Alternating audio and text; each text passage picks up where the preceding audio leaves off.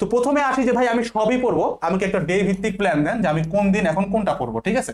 তো এই মুহূর্তে কিন্তু ভাই ফিজিক্স বাদে তোমার মানে যারা একদম খুব বাজে অবস্থায় আসো, তোমাকে কিন্তু ভাই এখন সারা দিন রাত ফিজিক্সে চিন্তা করতে হবে ফর দ্য নেক্সট 7 days আর কি।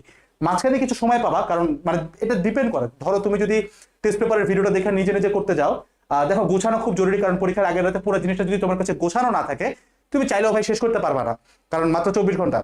তার মধ্যে তুমি দেখবা যে যেমন আমারই যখন একটা চ্যাপ্টার আমরা এত বড় একটা টেস্ট পেপার থেকে গুছাইছি, আমাদের দেখা গেছে যে এই টেস্ট পেপার এত মোটা, তো একটা চ্যাপ্টারে 117টা MCQ, ওইটা গুছায় 10টা 12টাতে আনতেই আমাদের লাগছে প্রায় 20 ঘন্টা। করার গুরুত্ব আছে, কারণ তোমার পরীক্ষার আগে যেমন ফিজিক্স ফার্স্ট পেপার পরীক্ষার আগে তোমাকে দেখা লাগতেছে 7টা চ্যাপ্টার, প্রত্যেকটাতে 100 সিকিউ, তাহলে 700 সিকিউ তুমি দেখবা পরীক্ষার একমাত্র একটা রাতে 700 সিকিউ, যেটা নিয়ার ইম্পসিবল। তোমাকে কি করতে হবে, এটাকে শর্ট করে তুমি যদি প্রত্যেকটা চ্যাপ্টার থেকে 10টাও তোলো, তাহলে কিন্তু মাত্র 70টা সিকিউ হয়ে যাচ্ছে, ঠিক আছে?